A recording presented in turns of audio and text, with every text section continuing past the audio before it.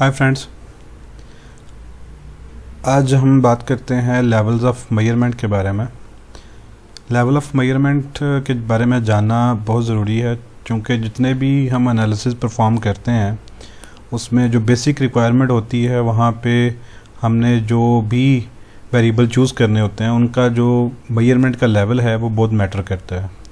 अगर आप one way ANOVA perform कर रहे हैं, independent sample t test perform कर रहे हैं या आप रिग्रेशन परफॉर्म कर रहे हैं, सभी जगहों पे सभी बुक्स में आपको ये डिटेल मिलेगी कि ये आईवी जो है उसका जो लेवल ऑफ मेजरमेंट है वो क्या होना चाहिए, डीवी का जो लेवल ऑफ मेजरमेंट है वो क्या होना चाहिए। तो हम देखते हैं कि ये लेवल ऑफ मेजरमेंट क्या है और ये कैसे हमें हेल्प आउट करते हैं एनालिसिस के अंदर जो है।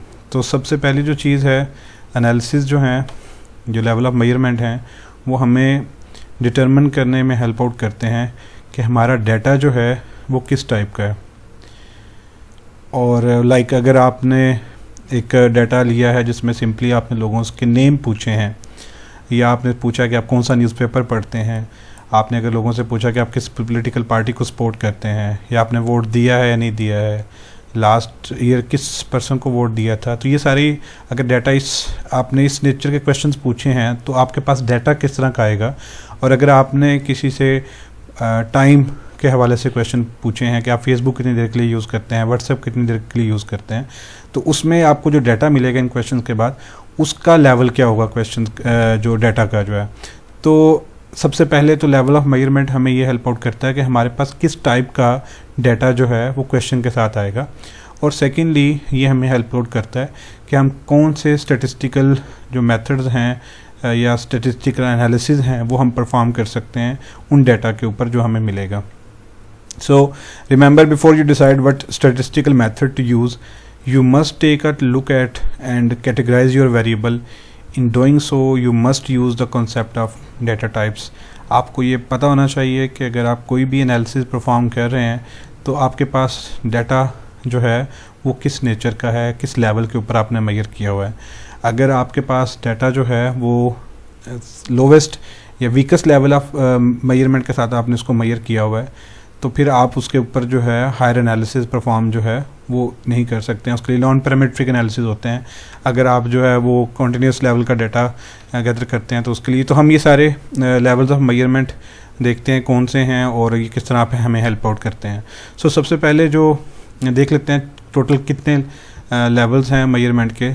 तो मोस्ट पॉपुलर जो है क्लासिफिकेशन जो डाटा की है या सिनोनिम्स इसके लिए और एक यूज़ किया जाता है, स्केल्स की जो टाइप है वो 4 है। नॉमिनल डाटा होता है या ऑर्डिनल डाटा हो सकता है, इंटरवल डाटा होता है या रेशो डाटा होता है। तो हम 4 लेवल के ऊपर जो है अपने वेरिएबल्स को मेजर करते हैं, जिससे हमें नॉमिनल, ऑर्डिनल, इंटरवल या रेशो डाटा जो है वो मिलता है। और आप डाटा टाइप्स को ऐसे ही समझें जिससे आप डिफरेंट टाइप्स ऑफ वेरिएबल्स को जो है वो कैटेगराइज कर सकते हैं। और उसमें यही डाटा टाइप्स या स्केल जो हैं ये अक्सर बुक्स में डाटा टाइप्स लिखी होती हैं, अक्सर बुक्स में इसको वेरिएबल्स में लिखा गया है, कुछ बुक्स में इसको जो है स्केल्स का नाम के लिए यूज़ किया गया है। तो ये सिनोनिम्स के तौर पे जो है सभी जो है वो यूज़ होते हैं। तो नेक्स्ट सबसे पहले हम देख लेते हैं कि नॉमिनल डाटा जो है वो क्या है। सो नॉमिनल डाटा की अगर हम बात करें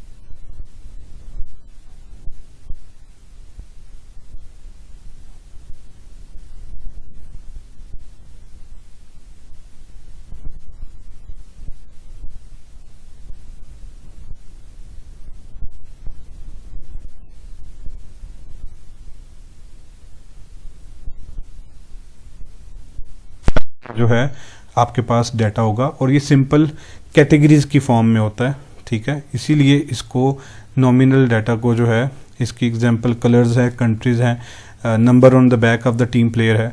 अब अगर किसी टीम प्लेयर के ऊपर 25 नंबर बैक शर्ट पे लिखा हुआ है और किसी पे 50 लिखा हुआ है, इट डजंट मीन कि जो पर्सन जो है 25 जिसका नंबर है और जिसका 50 है, 55 वाला वो ज़्यादा बेटर प्लेयर है 25 वाले से। इसके कोई मीनिंग्स नहीं होते, जस्ट एक नंबर्स असाइन किए जाते हैं। तो नॉमिनल डाटा में ऐसा ही होता है, हमने जस्ट जो है वो चीज़ों को कैटेगराइज करने के लिए उनको नेम असाइन करते हैं।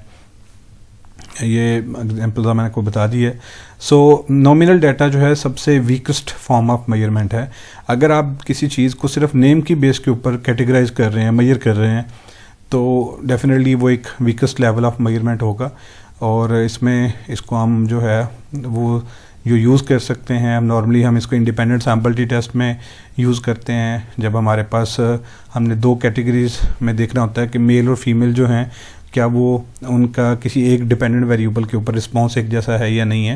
लाइक अगर मैं ये देखना चाहता हूँ कि मेल और फीमेल का IQ लेवल एक जैसा है या नहीं है, तो इसमें हमारा जो IV है वो है जेंडर और उसके आगे 2 कैटेगरीज है, तो ये एक नॉमिनल टाइप का जो है वो वेरिएबल है। सो सिनोनिम्स इसके जो हैं वो यूज़ होते हैं। कैटेगोरिकल डाटा भी इसके लिए वर्ड यूज़ किया जाता है। कैटेगोरिकल डाटा यानी जिसमें कैटेगरीज होती हैं, तो नॉमिनल डाटा को कैटेगोरिकल डाटा भी कहा जाता है। जैसे जेंडर है, जैसे हम लोकेलिटी को ले सकते हैं कि रूरल है या अर्बन है। हम मैरिटल स्टेटस को भी ले सकते हैं, जिसमें अगर हम सिर्फ ये पूछते हैं कि आप मैरिड हैं, अनमैरिड हैं, डिवोर्स्ड हैं, तो ये नॉमिनल डाटा जो है वो हो जाएगा। लैटिन वर्ड है जो नोमन, जिसका मीन है नेम। सो नेम से आप याद रख लें कि इसमें जस्ट हम नेम असाइन करते हैं, ठीक है। इसमें कोई मैथमेटिकल इसके कोई मीनिंग्स नंबर्स के नहीं होते हैं। सो ये एक एग्जांपल है कि रिसर्चर है, उन्होंने एडवर्टाइजिंग को जो है डिफरेंट एड्स हैं मैगजीन के, उनको उनकी प्राइमरी अपील के अकॉर्डिंग क्लासीफाई करना है। तो उन्होंने एक ऐड को जो है इकोनॉमिक अपील वालों को 1 दे दी है नंबर, जो है उनको जो फियर वाली अपील है उनको 2 दे दी है। इसी तरह ऑनवर्ड जो है सिमिलरली पार्टीज़ हैं, PPP को, पीपल्स पार्टी को 1 कर दिया, PML को 2 कर दिया, PTI को 3, अदर्स को 4 कर दिया। अब यहाँ पे ये जो नंबर हैं 1 2 3 4 ये आर्बिट्री नंबर हैं और इन नंबर्स के कोई जो है रियल मीनिंग्स नहीं हैं। सिंपली हमने उनको कैटेगराइज कर दिया और उन कैटेगराइज को हमने नंबर असाइन कर दिए हैं। तो यहाँ पे सिंपली हम on the basis of categories, on the basis of name जो है डाटा जो है वो कलेक्ट करते हैं नॉमिनल डाटा के अंदर जो है। इसके बाद सेकंड है ऑर्डिनल डाटा। इसमें ऑर्डिनल डाटा के अंदर ये हमें नेम भी बताता है और सेकेंडली इसमें हम जो क्वेश्चन करते हैं वो हमें उसका ऑर्डर भी बता रहा होता है। जैसे टॉप 5 मूवीज़ हैं, टॉप 5 प्लेयर्स हैं, टॉप 5 जो है वो स्टूडेंट्स हैं क्लास के अंदर जो है, तो या फर्स्ट 3 टॉप्स जो CGPA स्टूडेंट्स के हैं। तो इससे हमें पता चलता है कि उनके नेम भी क्या हैं और प्लस हमें ये पता चल रहा है कि उनका ऑर्डर क्या है, पहले पे कौन है, सेकंड पे कौन है, थर्ड पे कौन है। सो ये नॉमिनल टाइप का होता है, लेकिन इसमें सिर्फ ऑर्डर होता है, ये डिफरेंस है। लोअर वैल्यू जो है वो इंडिकेट करती है कि something different compare to the higher value जो है। लेकिन यहाँ पे भी उन नंबर्स के कोई मैथमेटिकल मीनिंग्स नहीं होते हैं और ना ही हमें ऑर्डिनल डाटा के अंदर ये पता होता है कि 2 चीज़ों में डिस्टेंस कितना है। लाइक अगर मैं नंबर असाइन कर देता हूँ, एजुकेशन को मैट्रिक है उसको 1 कर दिया, हाई स्कूल को 2 कर दिया, अंडर ग्रेजुएट को 3 कर दिया और ग्रेजुएट को 4 कर दिया। अभी ये ऑर्डिनल तो है, लेकिन यहाँ पे 1 2 3 4 जो नंबर्स हैं उनकी कोई सेंस नहीं है, ठीक है, उनके कोई मैथमेटिकल मीनिंग नहीं है। जस्ट एक ऑर्डर है चीज़ों में। सिमिलरली इसकी कुछ और एग्जांपल है। सोशो इकोनॉमिक स्टेटस है जिसमें लोअर मिडिल है, मिडिल है, अपर मिडिल है और अपर क्लास है। इसको भी अगर हम नंबर असाइन कर देते हैं तो हमें डिस्टेंस नंबर्स जो हैं, हमें 1 2 3 4 जो नंबर हमने असाइन करते हैं वो हमें डिस्टेंस नहीं बता रहे हैं कि 2 चीज़ों में कितना फ़र्क है। तो ऑर्डिनल मेजरमेंट जो है उसको हमेशा एक कंपेयर किया जाता है एक ऐसी हॉर्स रेस के साथ जो है, जो कि जिस विदाउट स्टॉप वॉच हो रही है। हमें ये तो पता है कि कौन सा घोड़ा जो है वो पहले नंबर पे है, कौन सा दूसरे पे है, कौन सा तीसरे पे है, लेकिन हमें क्योंकि हम स्टॉप वॉच यूज़ नहीं कर रहे तो हमें ये नहीं पता कि डिफरेंस कितना है उनके दरमियान जो है। तो ऑर्डिनल हमें रैंकिंग करके बता देता है और नेम बता देता है, लेकिन हमें ये नहीं बताता कि 2 चीज़ों में डिफरेंस कितना है। तो सोशो इकोनॉमिक स्टेटस में अगर हमें पता चलता है कि ये लोअर है, ये लोअर मिडल है, या मिडल और ये अपर है, तो हमारे पास जो 1 2 3 नंबर हम उनको साइन कर रहे हैं वो ये तो हमें बता रहे हैं कि ये रैंकिंग में है, ऑर्डर में है, लेकिन हमें ये नहीं पता चल रहा कि इनमें डिफरेंस कितना है, सोशियो इकोनॉमिक स्टेटस में और जो लोअर मिडिल क्लास है उसमें डिफरेंस कितना है। तो कॉमन एग्जांपल इसकी और भी हो सकती हैं, जैसे रैंकिंग ऑफ फुटबॉल है, बास्केटबॉल टीम है, मिलिट्री रैंक्स होते हैं, रेस्टोरेंट की रेटिंग्स हो सकती हैं, और ब्यूटी कॉन्टेस्ट जो होते हैं उनके रिजल्ट जिसमें फर्स्ट सेकंड थर्ड जो है, तो ये भी ऑर्डिनल की फॉर्म है। अगर हम बात करें कि अगर आप किसी एक्टर को जो है रेट करें 1 से 10 के दरमियान जो है, तो ये भी ऑर्डिनल टाइप का जो है वो क्वेश्चन होगा।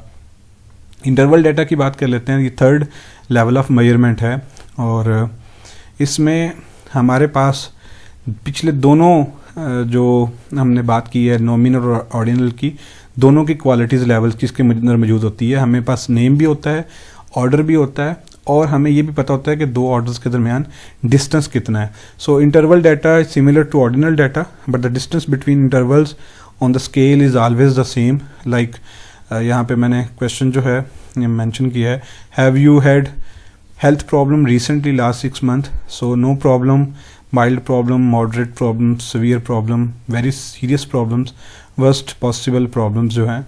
अब यहाँ पे दो नो प्रॉब्लम्स और माइल्ड प्रॉब्लम के दरमियान जो डिस्टेंस है वो इक्वल है।